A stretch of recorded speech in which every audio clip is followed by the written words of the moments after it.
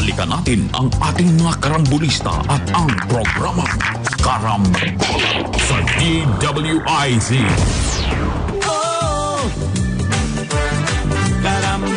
Balik ng Karambola, kasama pa rin sa impilan Jonathan De La Cruz, Joel Laksamana. Ako po si Trixie Cruz Angeles.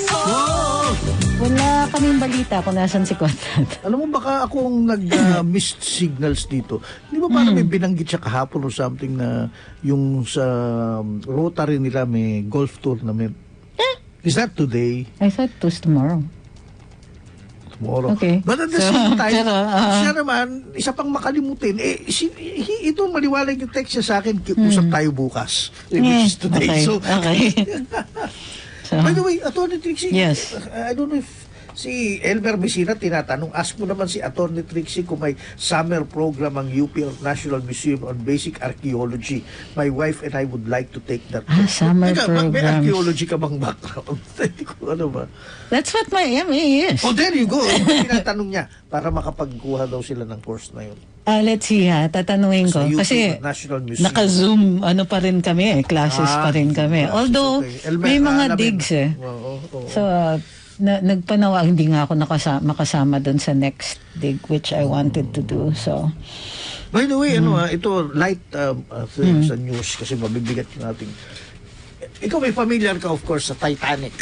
of course. O hindi kasi interview si James Cameron, yung the director. Ang dami na niyang highest grossing films of all time, pero ang gusto daw niyang i-remake yung Titanic uli. What? 25 years ago. At pag oh my gosh, it's been 25 years. Ang bata pa ni Leonardo Thank you DiCaprio, for helping make me feel old. At ni Kate Winslet. No, but sabi nga niya, if I could remake it, there is one thing I would definitely change. I would have made the raft bigger. So there's no doubt. Kasi di ba maraming lalo na yung mga fans na babae. Nakakasya naman daw sila dalawa. Kakasya naman sila. Ba't nga, yung kawawa naman sila. That was the time, nagwapong-gwapo pa si Leonardo DiCaprio. Tapos pinahiga niya si Kate Winslet. Tapos siya yung dahan-dahan na gininaw na. Gininaw na hanggang namatay. He could have lived. Sabi na, he could have pa just yun. been upright, sitting. Diba? On the raft. Pupo sila, maghati. Ganun. It still bothers him. Thank you, Internet, for pointing that out. Yung mga... dun nga sa what's that movie where they sent a group of drillers? Kasi there's a comet coming in. They're trained to be astronauts instead of that was terrible. Si Ben Affleck, Bruce Willis. Si Bruce Willis. What's her face? Yung babae at the time. Anyway, yung premise Armageddon. Di ba James Cameron ng malaking comet yung mundo. Was that a James Cameron film? Hindi yata. And then they had to drill a hole in between the world para lulusot na lang yung yung comet. Yung premise pa lang. Pero they were drilling into the comet. Sasakay sila sa comet. They'll drill into the comet, load the explosives, leave, and then detonate. Diba? Pero ngayon, nag-sacrifice. So it's a Michael Bay film. But in that film, Ben Affleck says, he asked the director, why was it easier to train drillers to become astronauts rather than train astronauts to become drillers? Ano sagot ng director? Shut the fuck up. I'm sorry. Sorry. Ayos lang. Pero tama ka. It's a direct quote. I'm sorry. Si Michael Bay mahilig sa mga action na talagang that don't make sense. So... asteroid. It was an asteroid. Yeah. Thank you for the corrections, guys. But sometimes, maraming cinema files.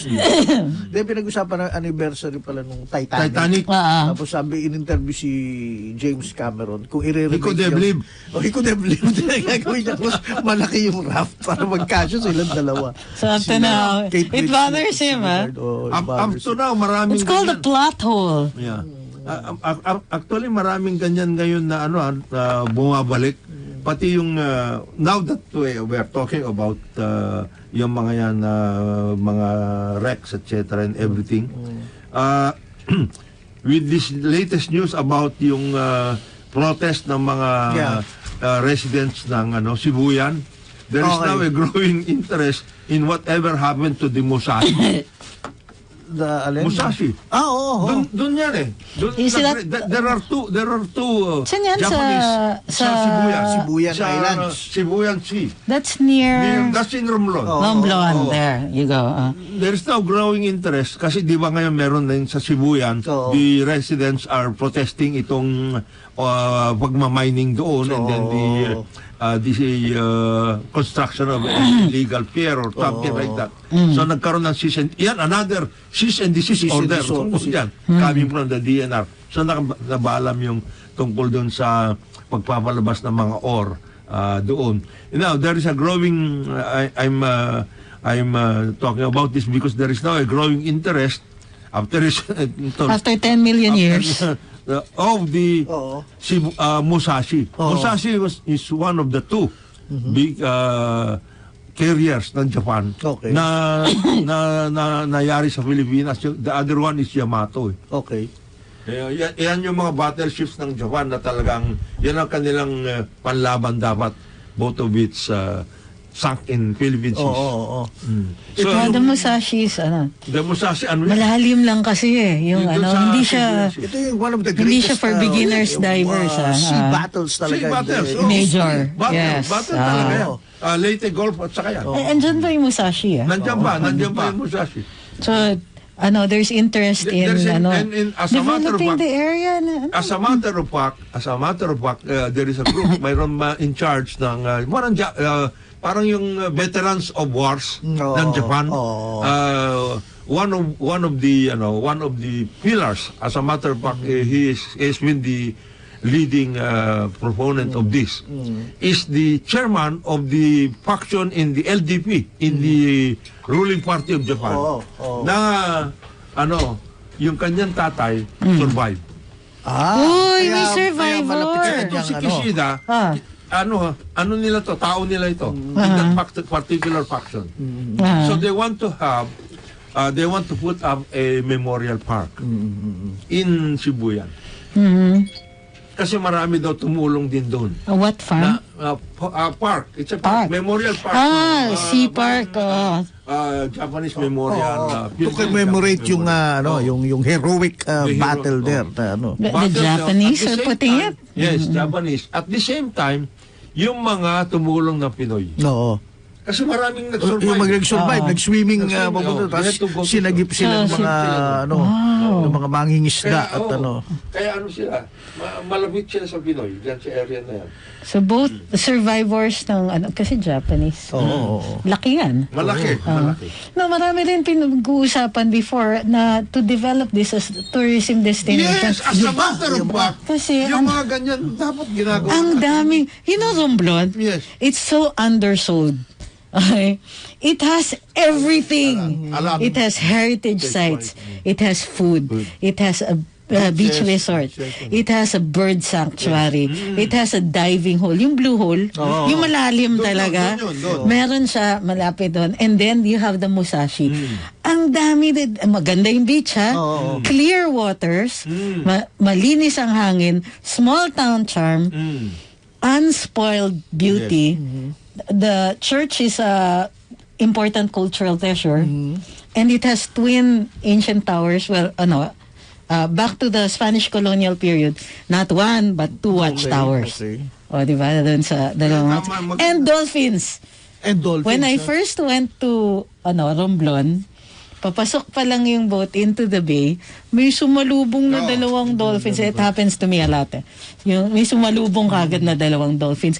They were near those area na may mga tao na. So friendly in dolphins. These are not the type you can train. These are wild. Pero nagpaparamdam sila. Doon. Yung area na yan. And then you can go to Katiklan or to Boracay. Magkalapit yan eh. Magkalapit. Actually, ruta yan. Papunta sa Boracay, yung Romblon. Yan, ang sinasabi, tama si Trixie, parang dinadaanan. Okay. Dinadaanan lang, hindi nagkakaroon ng ako doon. Kasi kung mag-aeroplano ka, there's no airport. And I hope they don't put one. I hope they don't put one kasi yun maraming masisira eh. So, landing ka dapat saan? Saan ba yun? Tatawid ka eh. Actually, pumunta ka sa Ojongan. Yun, Ojongan. And then you take a boat. Then you take a boat. Ganun yan. Meron ng ngayon, flights, twice a week. Twice a week na flights in San Andres. That's a town malapit doon. I think now I understand Congressman Leandro Madrona, the Congressman of Romblon, is now the Committee on Tourism Chairman. Okay. So baka magkakataon mo na ito, Apo. Nabanggit mo yan. I remember several times na nag-host ako mga bisita mula sa US. Medyo may edad na. Unang-unang pupuntahan nila yung sa libingan ng mga bayani. Yung may malaking museum. Yes. Tapos may malaking mapa. Then they want to go to yung sa mga areas kung saan yung mga battles na ito na in familiar sila. And one of them nga yan yung sa Romblon. So, Romblon also, I forgot to mention, yung glaring, yung marble. Marble. Well, of course. Yung pa nakalimutan ko. Yung marble ng Romblon. Latin Romblon, no? Ang ganda ng marble country yan. Yes. Maraming area. Ako, I encourage, if you're an artist, to take a presidence in Romblon. Baka maturuan niya yung mga artisans. Marami kang pwedeng gawin. Ang daming pwedeng gawin talaga. Pwede kang maging artist village. Yan. Because they're very good stone carvers. Iba yung na yan. Ang ganda ng sabi nito yung tungkol sa mga war memorial. Yun. Dami nun. If pwede tayong magpa-tour ng war memorials all over the country. We were major destination for that. Very passionate itong mga ito, veterans of war. Veterans, whether American or Japanese nila. Australiano nga eh. Australiano. Pumunta rito di ba nga? At saka, mayayaman na itong mga ito. These are people who have really struggled through life and they made it. Ang yayaman, kagaya nito, yung sinasabi ko, the long-time president of the Japanese war veterans of war is the leader of the faction in the LDP, the ruling Japanese party, na nag-nominate kay Kishida. Kaya nila si Kishida. It also helps pagka may ganyan tayong tours that we remind the American tourists that despite being the second most devastated city in the world, thank you to them because they carpet bombed even Manila. Thank you. Yes. Kahit ayaw ni MacArthur, galit na galit si MacArthur na in open city tayo. And that we did not get as much reparations as the Japanese did, surprisingly. Okay. We still consider that a proud moment in our history. And in spite of that also, we hold no rancor to the Japanese people. Wala. As a matter of fact, subsequent in the 80s, we would send a lot of cultural workers. But pansin nyo yung Pinoy, Iba tayo. We can do that. We're capable of doing that. That's what? Only one generation removed from the war? Two generations. Speaking of war memorials, whatever happened to our famous corridor? Yun. Diba? Namatay na kasi si Mambet Well, they still have the ferry rides or something. Mula dun sa magsaysay lines yan. Not as much as before. Pero hindi na nawala na kasi si Mrs. Romulo Yeah. Sumakalangit nawa. Corregidor Foundation. Sayang yan Ang lapit lang yan. Lapit nun. So I'm going to take a discovery trip. Tignan ko kaya yan. Kasi pwede there's a place you can stay there overnight. There is. But you can there used to be camping grounds. When we were kids, si Papa would take us there. Na you can pitch a tent, ganyan, experience all the ghosts at night. Yes. Okay, yeah. Hindi biro yun noong time na yun. This was meron kayong ghost hunting doon. Yeah. It was one of those things. They would actually have this for the kids. It's, alam mo, naalala ko na Singapore kami. Tinuro kami, may fort sila ron Maliit lang na po. Maliit lang. Malayo. May mga kanyon. Tapos medyo ignominious pa yung historical na story. Dahil nakatutok yung mga British doon. Yung mga napong dumaan sa likod sa Johor Strait, niyari sila. Sabi, medyo nakakahiya nga ito storya namin eh. Hindi gaya sa inyo, sa corridor, Bataan. Manatan. Grabe, do you know that corridor has so much metal embedded into the rock? Yes. It's called the rock, di ba? The corridor is the fortress. Talagang binomba talaga ng mga it was it's a significant defense kasi sa atin during that time.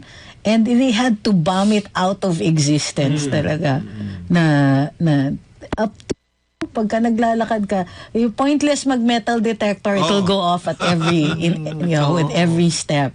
So, a long time ago when nobody was interested in corridor and kami lang ang pumupunta nun, there's one particular historian I know, hindi ko napapangalanan, who went there and was able to excavate, mababaw lang, an entire machine gun.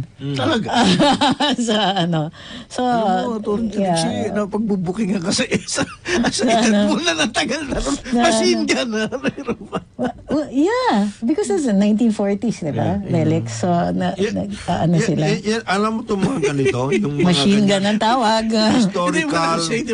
Historical, saka war, memorial. Yeah. Yan ang ibig na pumunta sa mall para dun sa merong mga ng mga bata sa ngayon nagtutur kayo at tinutur ninyo sa mall eh. Come to think of it, meron ako mga apo, mga pamangkin, mga do not know anything about that. And walang yung sinasabi ni Trisha tungkol sa camps.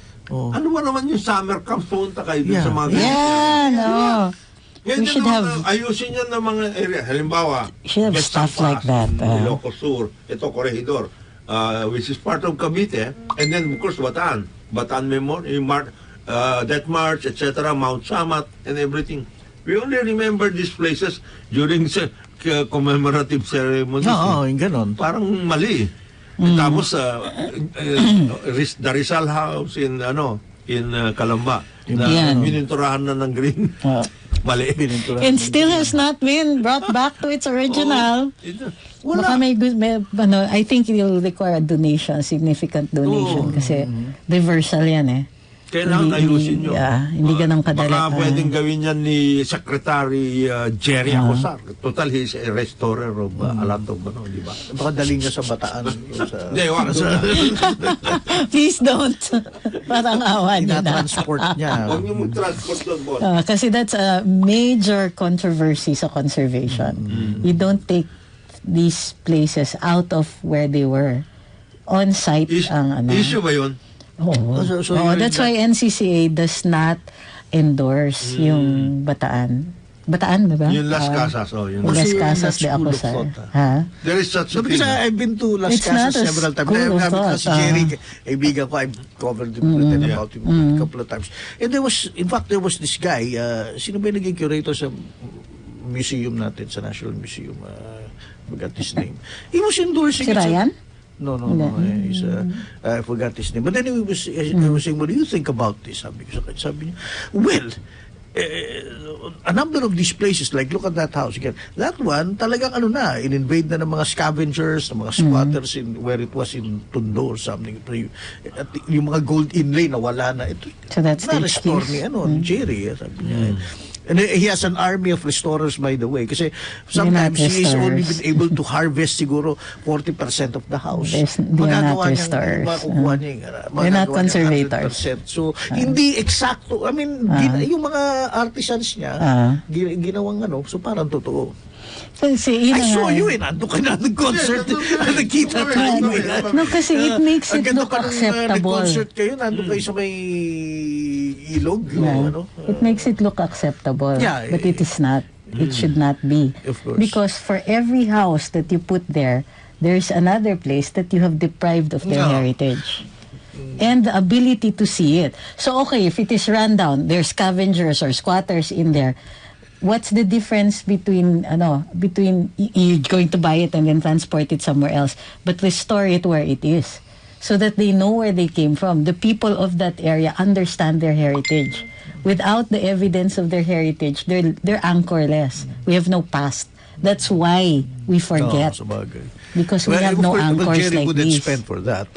He wants to spend for dun sa Ang pwedeng gawin siguro ni Jerry sa susunod, replicate na lang niya, pero i-ano niya dun sa area. Pwedeng ganun. Hindi, gusto nga niya dun sa may hometown niya. Overlooking the sea. Yeah. I'm not saying that that this isn't a salvage operation in the last resort kasi hindi na masisave. What they're saying is that it doesn't help to further the cause of conservation.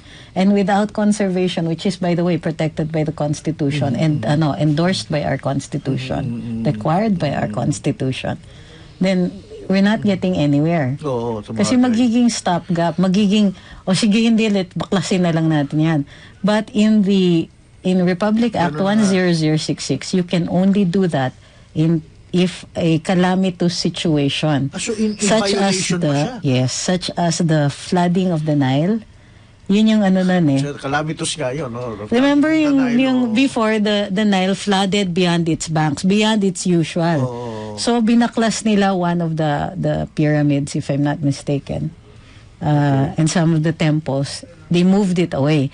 But those are the only situations that are allowed by law for you to do that. Otherwise, the local government should be taking cognizance of their own heritage sites. Dapat nagpaalam siya doon sa... Well, to be fair, wala pa yung batas for most of the houses that he acquired. So, maghihiring yan. I cannot be seen. Heritage. Because there's one, remember, doon sa Las Casas, merong, yung malaking hotel ba yun? Oriente ba yun or something? Of course, apparently it was located somewhere in Binondo or something. Del Oriente. Transport dun sa of course, ginawa niya, puro halos replica na lahat. Kasi nasunog yata yun or something. So, but when you look at it, you say, Sinabi ko lang doon sa mga kasama ni Jerry doon, Sekretary Acosar, kunan nyo naman yung original features ng mga ito. Para nakikita ng taxer, lagyan nyo naman ng content. Hindi, nakalagay naman. Tsaka information. Ano ba ito? You're going to do that. Ako, mahilig ako sa history. Sabi, talaga, ganyan ang itsura niya. So, this is like, parang nasa Paris o sa Spain talaga. So, gano'n naman ang Manila nun, ha? By the way. Iloilo was even, matindi. So, yan ang gustong gawin ni Jerry, i-replicate yun na I feel ng... Iloilo was the Paris of the East. I hope of course, in areas like this, like Iloilo, Santa Barbara, yung mga ganon sa natin, in place. Restoration in place para ma-work out. Which reminds me, I'm looking through my Facebook kasi si Paulo Alcazaren went on a visit sa, I don't know if it was in Bohol or something. Kaibigan mo si Paulo. He'll explain to you why these things are not acceptable. Si Paulo doesn't believe in Las Casas either. Mahal na mahal niya yung mga malumang mga bahay nakikita niya sa Bohol, sa Iloilo. Huwag ka na lumayo, Quiapo. Quiapo. Nawala na nga yung Quiapo. Kasi mga nandun sa Quiapo halos wala na. Pero sa mga probinsya, but salvageable. Yung Hidalgo? So, sa area Hidalgo? Malapit sa San Sebastian? Yung bahay ni na... Who's the guy? Mula sa kalye, bukas ka agad yung pinto. Ayun na, no? Who's the guy in the painting, the GSIS painting? Bautista? Yung bahay niya nandyan pa sa Quiapo and it's being run as a museum. Okay. So at least yun na... ma-work out. Pagkatapos yung mga along dyan yan yung pinag-usapan na naman natin, yung Santras, yung sa Santa Ana, ang dami dyan. Yung mga Lamayan, etc. Ang dami mga bahay magaganda dyan. Kingdom of Lamayan. Santa Ana. Sa Santa Ana. Plus the archaeological value. Ay, may bago na naman ginagawang kondo doon. Kamusta naman, City of Manila? Patay na naman tayo dyan. Baka maging issue ito in the next elections for the mayor. Kay Mayor Lacuna, para makita niya. Yeah. At saka, alam nyo ba, yung mga the old rich na ang daming compound dyan.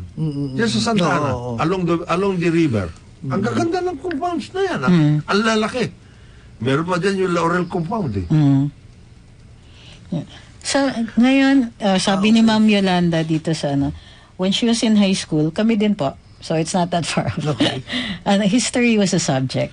it was necessary, ma'am. Actually, in the Marcos administration, the first one, history was really mandated to be taught. Kasi that creates national identity. The problem is when, ito na nga, dahil sa kakulangan ng schoolhouses and buildings, umiikli yung oras ng pagturo dahil nag-shifting yung mga klase. Dapat talaga, mas mahaba yan to accommodate the things that the kids should be learning. Unfortunately, yun nga, it's one of the first subjects to go. So, naging, ano ba yun? Civica na lang yata yan. Hindi, ano na siya. They lumped them all together. Magkakasama? Wow. So, you have the arts, you have physical education, and para civica, and history. And then you only study about culture and arts in senior high. But doon sa K-12, doon sa pag-graduate ka na, doon sa parang junior college courses na. So unfortunately, it might be too late at that point. Wala na yun. Dapat kasi sa umpisa pa lang, ini-emphasize na kung wala kang nakaraan, wala kang anchor eh. Precisely. You don't, that's why kids do not understand, yung temporariness ang naiintindihan nila. But they don't understand that their actions have repercussions in the future. Because we're not taught about the repercussions now of the things that happened in the past. Kaya nagkakaroon ng currency yung I'm a global citizen. Ako? Global citizen. Hindi na siya Pilipino, global citizen na siya. Natuwa ka pa niyan. Oo. Gustong-gusto ng mga Gusto mo global citizen? Tignan natin kung anong mangyayari sa'yo pag wala kang citizenship. Stateless ka. Stateless. Patay ka na. It's so problematic that the UN has considered it a human right. You're not supposed to be rendered stateless. All countries realize that. So, alam mo, global citizen, my rear end. Meron sila, di ba, mga kabataan ngayon? Hindi. Ganito lang ako eh. Ganyan silang statement. Anong klase ka? All I need is my phone. That's it. So, may anin lang ako. Nag-endorse kami ng certain sites and all that, including sa YouTube and all that. Meron? Well, yung National Museum, Ayala Museum has a good social media, so you should subscribe to that para marami silang tinuturo. National Museum, yung Facebook page nila, excellent. So wag po yung hindi endorsable because there's some people teaching baseless history. Okay, merong mga YouTubers without a historical background who will rely on sabi-sabi or simple googling na hindi exactly precise ilalagay nila. So we will if you want to, every so often magi-endorse kami ng makikita niyo na sites online that give you good information. Wag yung basta-basta, wag yung mga na parang kulto na yung ginagawa nila. If you will notice, hindi ini-endorse ng National Museum or any of the academic institutions certain YouTube sites na imbento na yung nakaraan. So okay lang yung mga conspiracy theories, papabayaan lang namin yan, but as long as you know that they have no basis in any of the academic research. I'd like to catch those YouTube sites just to get a laugh, a good laugh or something. Oh my gosh. Yan nga, yung tungkol dyan sa historical memorial, etc. As a site, as a YouTube, social media, etc. At saka good news. Yes. Wala tayo eh. Magbabalik ang Karambola, ang oras natin, 9:35 ng umaga. Balikan natin ang ating mga karambulista at ang programa Karambola sa DWIZ. Magbabalik ang Karambola, kasama pa rin sa impilan Jonathan De La Cruz, Joel Laksamana, ako po si Trixie Cruz Angeles. May semi-good news. Nagbisita si SILG, Benhar Abalos sa Region 6 ng BJMP. Okay. Ayun. And nag-statement siya afterwards na yung sa kakaikot niya, ito yung mga alam niya. Okay. 70% of our persons deprived of liberty are in there for drug reasons. Drugs yung krimen. So hindi pa talaga drugs are still a main concern for our law enforcers. Of that 70%, 30% are recidivists. Wow. Okay, so ibig sabihin, ulit. Return of the comeback ang ano nila sa kulungan. So, the DILG is looking into this to address the issue doon na sa penology, but at the same time, raising the issue as a matter of concern. Our communities have to come together. We still have to be very aware of these things. So, ang maganda dito, sabi niya, doon sa Region 6, 0 ang nag-test positive for drugs. Kasi nag-random drug test din sila dun sa pag-ikot, and 0 dun sa area na yon. Kasi may isa lang na sumulpot na mayroong positive for drug use. Ibig sabihin yan, pumapasok na naman ang droga sa loob ng mga ng correctional system natin. So, di ba, issue yan nung pagpasok ni Presidente Duterte? Malaking issue yan. Laganap ang drug use sa loob to the point na ano na siya, para siyang yung stock exchange for drugs. So, yung mga dealers na nasa loob or mga drug lords would conduct the transactions inside. So, yun yung sa iba. There were rumors that they were actually nagluluto na sila doon sa loob. Nagluluto ng droga. Ng droga sa loob. Not the ones here, not sa mga Bucor, pero meron daw. Ang dami, when we were, as practicing lawyers, nilalapitan kami, sinasabihan, and syempre madalas yung dalaw namin, yung mga jail visits. So we heard all these stories directly. Yung drug use sa loob, laganap talaga. So ang sinasabi ni Sec Benhar, he's doing this to correct the situation. Dapat yung ano din, we also have to, yung pag kinulong mo, you're actually sometimes doing them a service. Okay. Kasi malalayo dapat sila sa droga, malalayo sila, marirehab ka, like it or not, without the medical intervention, di ba? Nobody's going to give you the drugs you need. Yung parang to smooth over yung withdrawal symptoms, walang nakabantay sa'yo for that. But it happens. So, ang message dito is they've taken cognizance of the problem and they're going to do stuff about it. Kaya itiikot niya at nagpapadrug test ng mga preso ngayon to detect the entry of illegal drugs into the... Kasi marami yan. Yung mga every municipality of course has a jail. Mahawak yan ng local at saka ng JMP. And then you have huge detention facilities like in Cebu, Iloilo, malalaking detention facilities yung mga yan. In addition to which, the DILG will be sponsoring extracurricular activities for youth in the local governments. I'm assuming sa barangay level ito. Kasi, di ba, idle hands, idle minds, devil's workshop, things like that. So, we'll report more on this pagka nag-umpisa na sila ng kanilang implementation. But they already made the announcement na tututukan nila yung mga vulnerable members ng sector, and they're starting with the youth and going to do sponsor the activities for for especially magsa-summer na. Nakakalimutan natin yung mga ganyan activities. Workout, hindi natin all the rituals of summer na hindi na nagkakaroon ng organized effort pagdating sa ganyan. And then of course the follow through of all of these activities, nakakalimutan ko minsan. And therefore dapat ma-workout dyan with the local executives. Kasi sila rin frontline eh. So, there's no other one. Sila. Well, the rubber meets the road. Incidentally, ang Quezon City Library po, the Quezon City has a library. It's a multimedia center. It has other stuff other than books. They have story time. They have, on this talaga, thank you, Mayor Belmonte, because that's one of those things. Dapat may pupuntahan ka eh. Pagbata ka. Kami, I was lucky.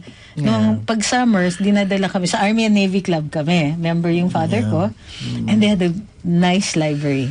2 floors, daming kids selections. Well, I don't know. Medyo ito a bit of a controversial thing. Baka ito again a generational thing. I was pretty sad the other day. Because? Well, nangyari, bumisita ako sa, mga apo ko ganyan. Then nalaman ko, 12 years old na pala to, itong batang to. Tumatangkad. Grade 6 na pala, grade 6. Then naalala ko yung anak ko, at even before, nung ako iba, sabi ko, kasi lagi ko siya nakikita, nakaharap sa cellphone na ganito you know. Ano ba pinababasa sa inyo sa literature? Hindi niya alam mo, literature. I'm sure they still teach the subject, right? Yeah, But he does, kilala mo kung sino si Charles Dickens? He doesn't know. Matalinong bata to. He's an honor and all that. And he reads. And the first book that I gave my daughter, I remember, was the first book my father gave me. A Tale of Two Cities, Charles Dickens. Sabi ko, may pamabasa ako sa'yo. The kid, we could tell, wasn't interested at all and was looking at me like the bad guy, meaning, you're going to take me away from my phone.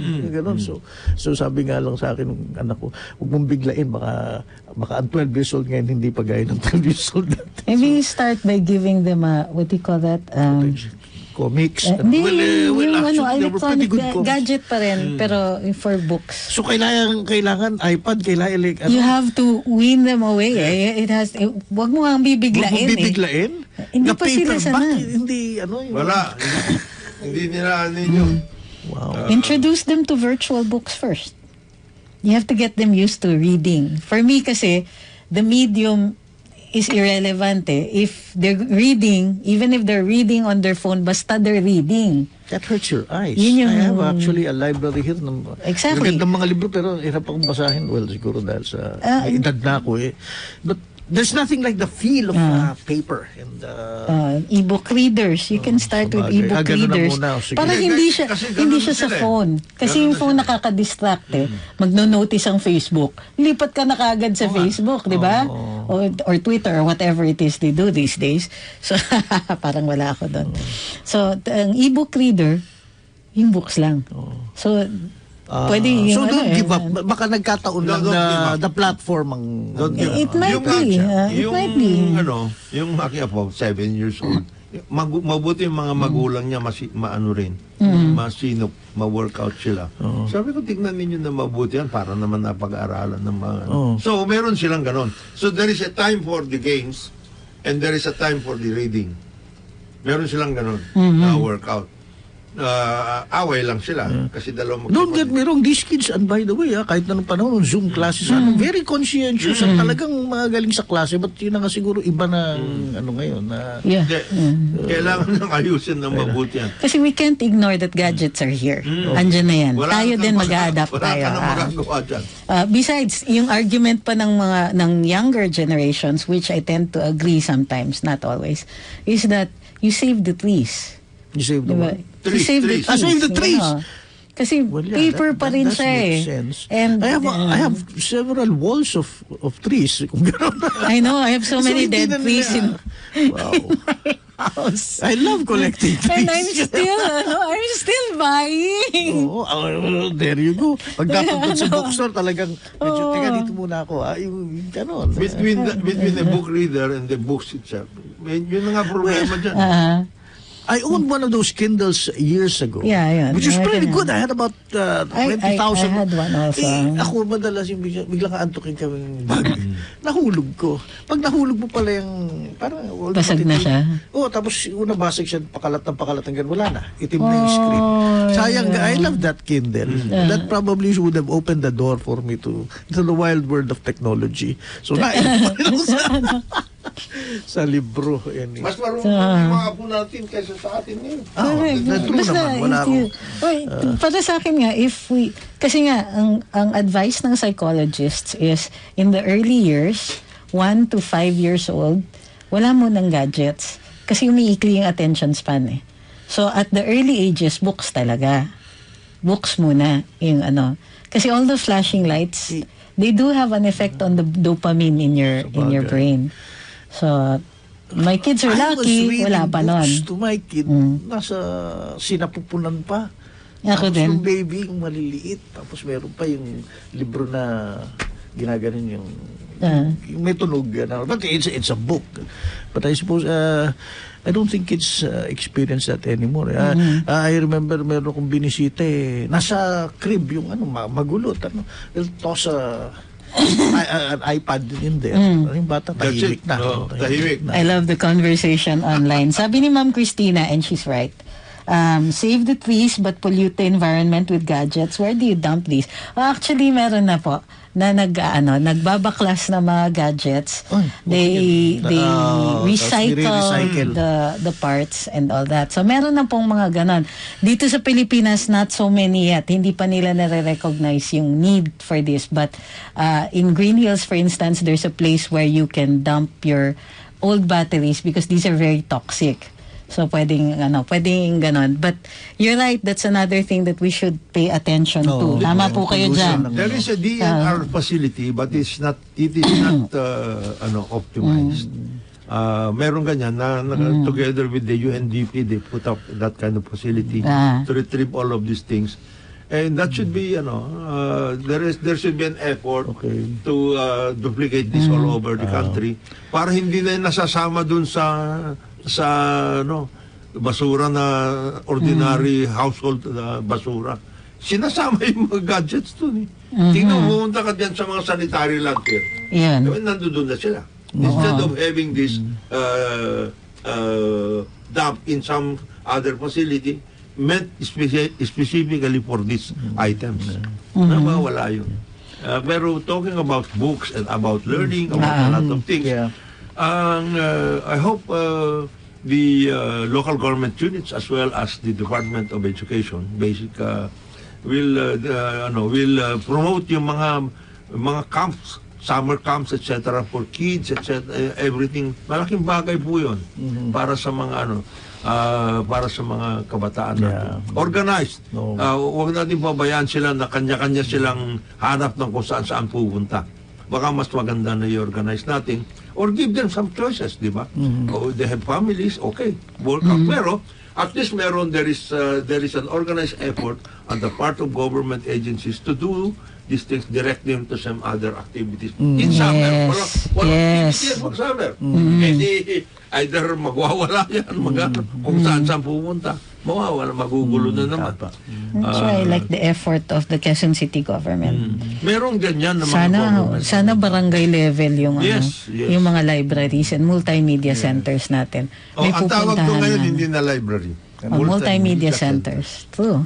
Ang magaling na ganyan, and I hope we will have the time to go there one of these days, is the Lyceum of the Philippines. Meron si Bobby. President Bobby Laurel, a classmate of mine, they came out with a very building na multimedia center. Ang ganda. Ang ganda. On-site dun sa sa Intramuros. Ang ganda ng kanilang para kang nasa Amerika. Alam mo yung government has the resources to do these things.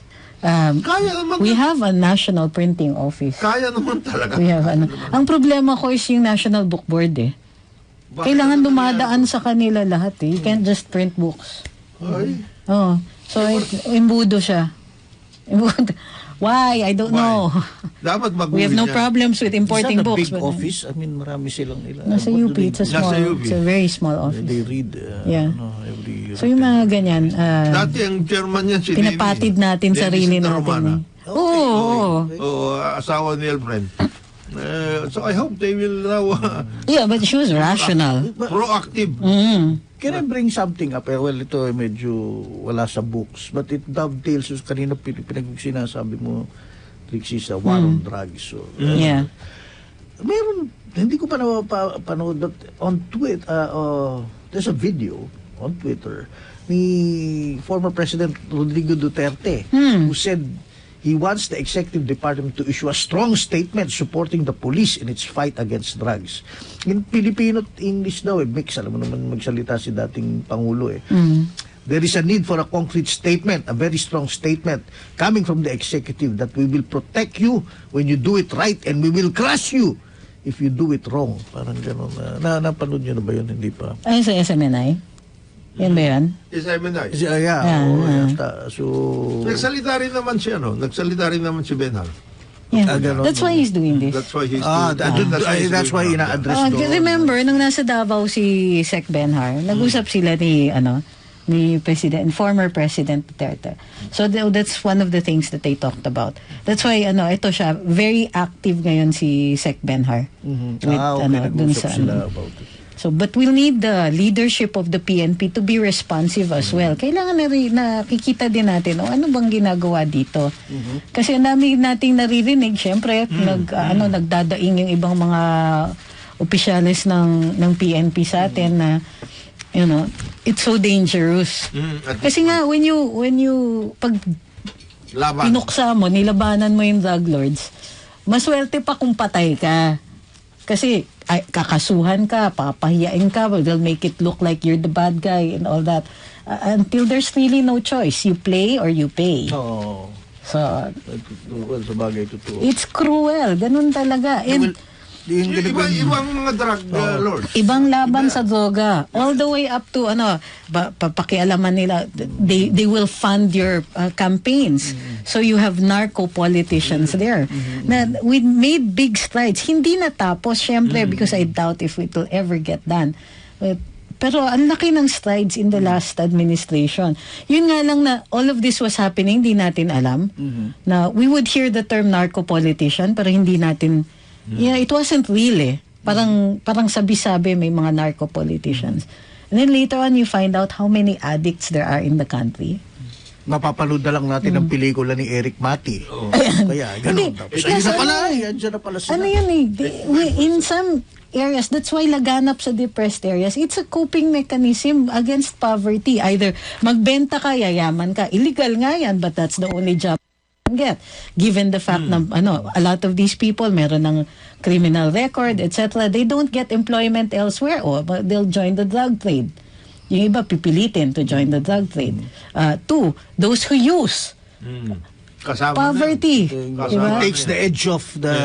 Yung rugby boys, bakit sa tingin nyo nagra-rugby yan? Kasi mas mura, piso lang yung rugby kaysa bumili ng pagkain. Tutulugan na lang nila yung gutom nila. So, yun ang nangyayari is that we tend to get angry at the victims. We shouldn't get angry at the victims. They need help. We should get angry at the enablers. Yun ang dapat. Yun ang dapat na talagang tinutugis. The breakdown of the family. Yung enablers na yan. Marami yun. And then, many of them, naka-Amerikana yung mga yan. Hindi lang naka-Chaleco. So, yung mga enablers na yan. Isang kabrad ko, kaibigan kong general dati na in the forefront ng the war on drugs.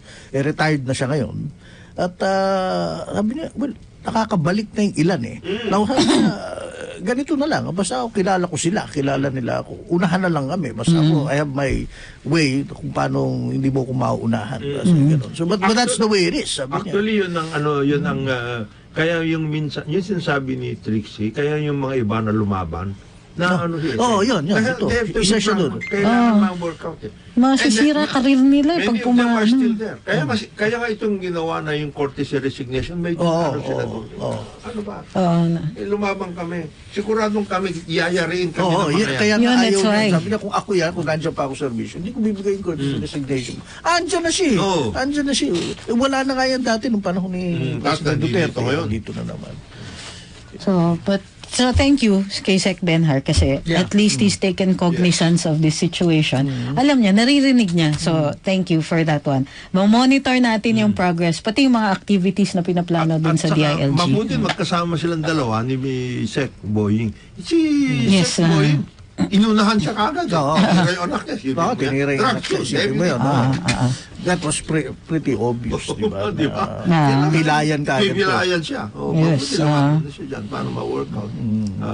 So I hope DPDEA can get active all over again together with of course agencies para hindi naman magkaroon ng another problem tungkol dun sa ito na naman si Maria Reza, mga kung ano-ano naman sasabihin sa ating tungkol dyan. PJK na naman tayo at lahat. Gagawa istorya na far away.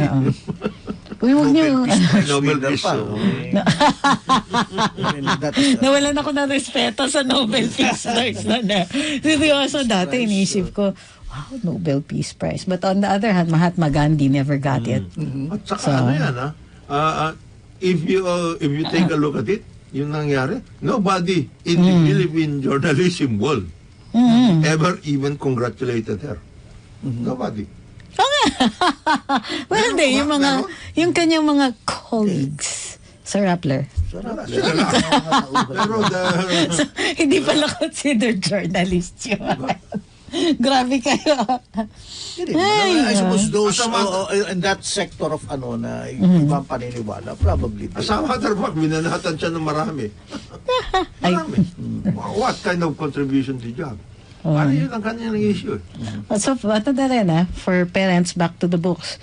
There's no greater gift you can give your kid than to read to them. Pero yun na nga, your advice is well noted. Medyo try to go to a platform na maaaring hindi kasing jarring sa bata. Well, hindi. Kasi kung marunong na sa gadgets yung mga bata, there's no turning back Nasanay na sila But, you can try to introduce books later on. Introduce them to a variety of platforms. Baka naman pwedeng app na lang kaysa bumili pa ako ng bagong gadget. We have to congratulate again EJ Obiana. Uy! Gold! Sa Poland. Congratulations! This guy is getting better every time. Hindi siya dami niyang problema ngayon. So matutulungan naman daw siya. Maraming salamat. Yeah, it is. Maraming salamat sa pagsubaybay sa Karambola nitong araw na ito at itong buong linggo. Tabayanan ng susunod na programa Ronda Pilipinas with Mr. Dennis Antenor. On behalf of Jonathan De La Cruz, Joel Laksamana, we'll see you on Monday. Ako po si Trixie Cruz Angeles. Whoa! Karambola! Sumainyo ang programang Karambola sa DWIZ. Hanggang sa muli, tayo'y magbabalik upang ihatid ang pagtalakay sa iba't ibang mga issue. Dito pa rin sa programang Karambola sa DWIZ.